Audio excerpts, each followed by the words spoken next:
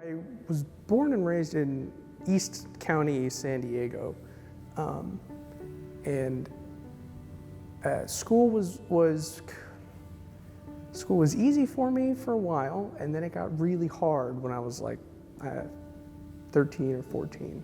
I, at that point, had lots of problems with severe anxiety and severe depression, and it was impacting me enough that I just couldn't function, you know, as a normal high schooler. My parents begrudgingly agreed to allow me to drop out.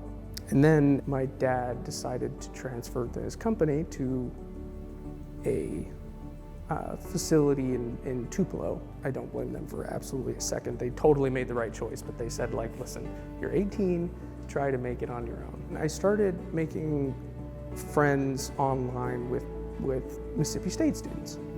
And I thought, oh, they seem to be having a pretty good time down there. So I found a camper shell that didn't fit the truck that I had, and then drove down to Starkville.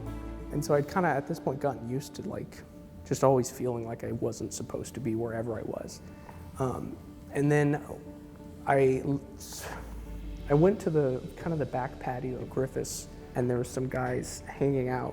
I just started talking to them, and like at no point did they make me feel like I was not supposed to be there.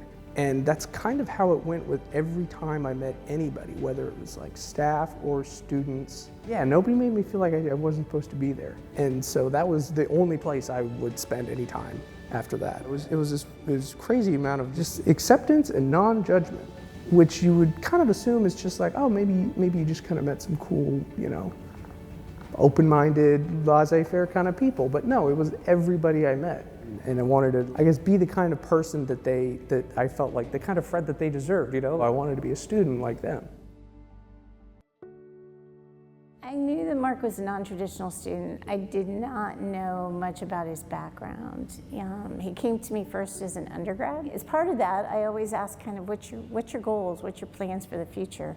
And he had very high ambitions. I was able to get him a position here at CAVS so that he could start doing some research experience, because that would be needed for whatever he was going to do for graduate school. And so he got his feet wet with being here working on robots and doing things as an undergrad. And then he wanted to continue into the PhD program. I didn't even apply anywhere else.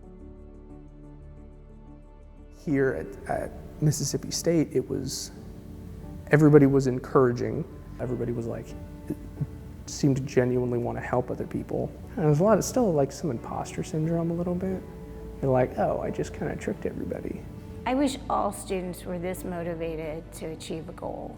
And Marc has done that. And I have no doubts he's going to be successful in his career and his future direction in research.